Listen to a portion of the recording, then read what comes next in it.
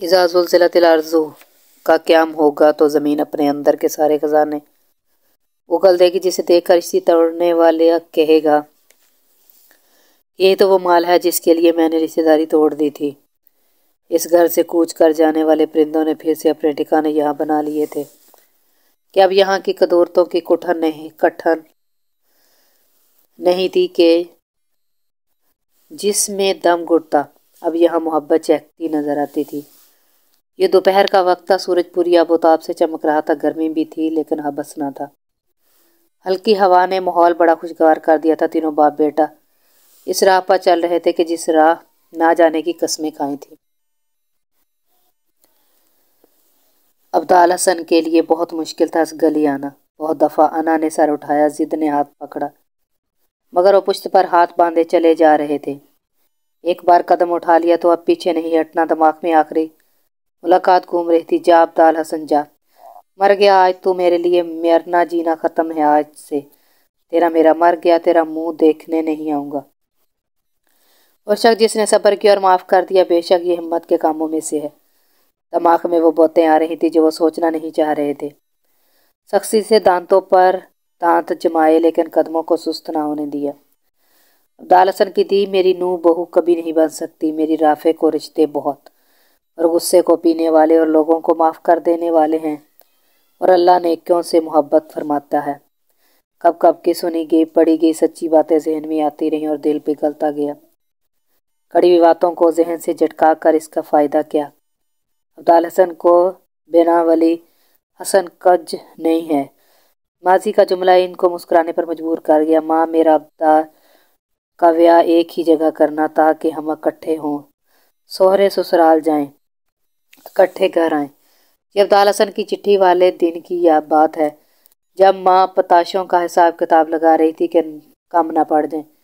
ہاں دیکھی ہے کڑی میں، بہت سونی ہے، فاطمہ نہ ہے، سہیلی ہے تیری بھابی دی۔ ماں نے مسکرا کر اپنے نئی نکور بات کی تھی۔ ولی نے ابدال کو آنکھ ماری، دیکھ لے اماں تینوں چنگے لگے تاں پھر میں بھی راضی ہاں۔ ولی نے تابیداری کے ریکارڈ توڑ دیے۔ ماں اس بات میں سر ہلاتے بتاشوں والا ٹوکرا اٹھائے باہر چلی گئی۔ ابدال نے اٹھ کر اسے گتھی سے پکڑ لیا۔ تیرے سارے ڈرامے جانتا ہوں، ایڈا تو تابیدار۔ دونوں کہہ لگاتے دیر تک ایک دوسرے پہ جملے بازی کرتے رہے۔ زریاب اور شہاب نے حیرت سے باپ کو دیکھا، جس نے وجہ ہلکا سا کہہ لگایا۔ ابدال حسن احساس ہوتے ہی، چونکہ وہ 4 گلیوں کا فاصلہ طے کر آئے تھے اور اب چند فٹ کے فاصلے پر ولی کا گھر تھا، ولی حسن اپنے دونوں بیٹوں کے ساتھ اپنے گھر کے ساتھ لگے لکڑیوں کے ڈھیر کو ترتیب دے رہے تھے۔ جھک کر دوبارہ سیدھا ہوتے نظر گلی کے سرے پر پڑی۔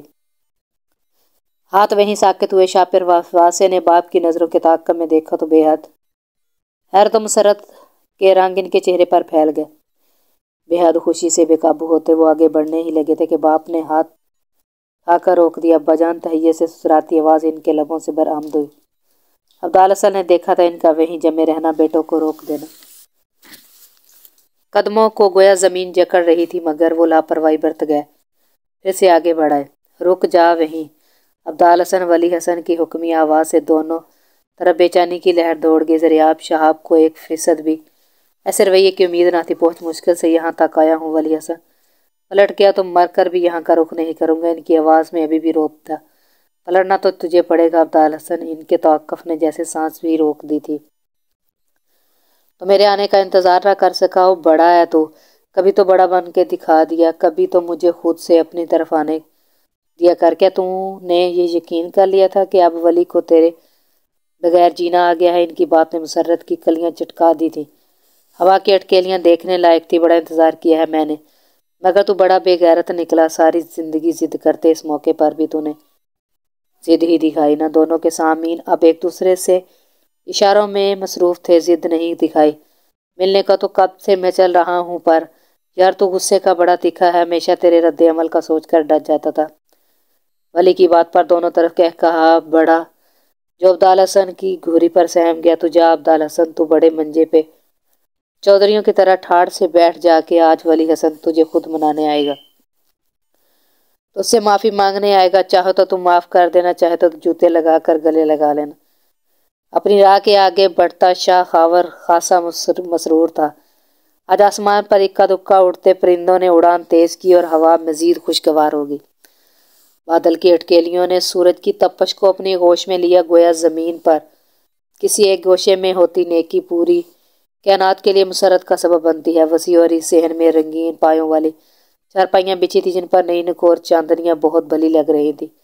گلی مٹی کی سوندھی سوندھی مہک نے ماحول کو مہکا دیا تھا۔ ورچی خانے سے پکوان اور مٹی کے چولہے میں جلتی آگ کی ملی جلی خوشبو آ رہی تھی۔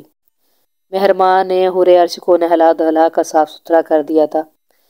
اب خود ہی دیکھتی نہ تھک رہی تھی۔ باہر ہلچل محسوس ہوئی تو وہ اپنا ریشمی آنچل سنبھالتی باہر آئی۔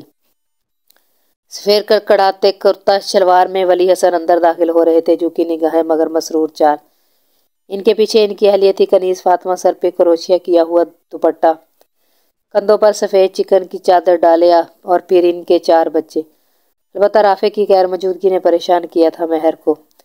چارپائی پر گاؤ تک کیے یہ ایک کوہنی کے بل بیٹھے ابدال حسن اچانک نیچے جھکے، جوتا اٹھا کر ولی حسن کو دے مارا جو سیدھا ان کے کندھے پر لگا تھا۔ وہ یہ بچوں کی طرح کیوں لڑ رہا ہے اتنے عرصے بعد میں؟ اس کی بات ابھی بیچ میں ہی تھی، دوسرا جوتا بھی اٹھتا ہوا ہے مگر ترچھا ہو کر اپنا بچاؤ کر گئے۔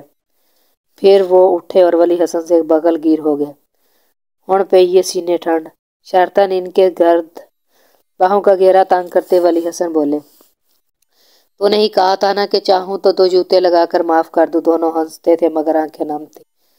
آج یہ گھر کہوں و چہکاروں سے گونج رہا تھا۔ رونق نے آج اس آنگن میں خوب ڈیرا ڈالا تھا۔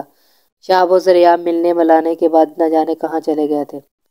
نگار بیگم اپنی بچپن کی سہیلی کنیز فاطمہ سے نہ جانے کب کب کے خاندانی قصے چھیڑے بیٹھی تھی، مگر سہیلی کی حورِ عرش کی تلاش میں اٹھتی بیداب نگاہیں ان سے مخفی نہ تھیں۔ دفعتاً داخلی دروازے پر ہلکا سا شور اٹھا تھا۔ شہاب نسبتاً کمزور ہو چکے رافع کو کندھے پر اٹھائے تھے اور ساتھ مسکراتا ضریاب چل رہا تھا۔ وہ بے وفا، چھوڑ مجھے، خود چل سکتا ہوں، تو چھوڑ مجھے۔ رافع مسلسل خود کو چھڑانے کی صحیح کر رہا تھا مگر رافع کی گرفت مضبوط تھی۔ بڑا شوق تھا نا میرے کندھوں پہ سوار ہونے کا، اب کر شوق پورے۔ لا کر سیدھا چارپائی پہ پھینک اور پھر خود بھی پاس بیٹھ کر کونی تو اسے اس کے سینے پر رکھ کر اس پہ جھکا۔ ذلیل انسان، میں مر رہا تھا تجھے دیکھنے کے لیے، تجھے ضد نبھانے کی پڑی تھی۔ رافع نے ہاتھ اس کی طرف بڑھایا۔ شہاب اس کا ہاتھ پکڑ کر عین اس کے سامنے کھڑا ہوا۔ مر کے دکھا، لب بھینج کر شہاب نے عین اس کی آنکھوں میں جھانکا۔ میں کہہ رہا ہوں دکھا مر کے۔ اب کی بار اس کے سینے پہ پنجہ رکھ سے دھکیلتے چلا گیا۔ رافع ذرا سا لڑکھڑایا۔ یہ لمحے تا دونوں کے نتھے پلا ایک دوسرے کو دیکھتے رہے، پھر شہاب نے جھٹکے سے اسے گلے لگا لیا۔ دونوں نے ایک دوسرے کے کندھے بھگوئے اور جب الگ ہوئے تو دونوں مسکرا رہے تھے۔ جہاں تنازع پانی کے بلبلوں کی مانند ہوں وہاں معافی کی ضرورت نہیں ہوتی۔ تنازع تب ہی پانی کے بلبلے کی طرح ہوتے ہیں جب دلوں میں گنجائش ہو۔ جو انسان اپنے دل میں گنجائش رکھ کر اپنے حصے کی عاجزی پائے وہ اللہ کے قریب ہو جاتا ہے۔ جانے کس نے کہہ دیا تھا کہ محبت مرد کی زندگی کا ایک حصہ ہوتی ہے جبکہ عورت کی پوری زندگی۔ در حقیقت محبت تخصیص نہیں کرتی، جب یہ ہوتی ہے تو پوری زندگی پر حاوی ہو جاتی ہے، اور اس مرد نے اپنی پوری زندگی محبت کے نام کر دینے کا فیصلہ کیا تھا تو محبت نے انعام دینا ضروری سمجھا۔ آج وہ وہاں موجود تھا جہاں اس کے جذبات کی ڈور کا دوسرا سرا جڑا تھا۔ وہ خلاؤں کو تکتی لڑکی جسے چاند کے پار ڈھونڈتی تھی سامنے موجود دیکھ کر رہی تھی۔ رسے سے بے رنگ تاثر آنکھیں نے کچھ رنگ پکڑے تھے آج۔ دروازے کے پٹ سے لگی مہرماں کے لب بے ساختہ مسکرائے اور آنکھیں بند کر کے ایک آسودہ سانس خارج کی۔ مردوں کے جھرمٹ میں بیٹھی ضریاب نے اسے کسی نیکی کے سلے کی طرح دیکھا اور متاع حیات کی طرح نگاہوں میں جذب کر لیا۔ جس نے یہ راز پا لیا کہ حورِ عرش آسیب زدہ نہیں محبت زدہ تھی۔ اسے آسیب زدہ تو ان لوگوں نے بنایا تھا جن سے بے پناہ مانگنے کا قرآن نے حکم دیا تھا۔ من شر وسواس الخناس۔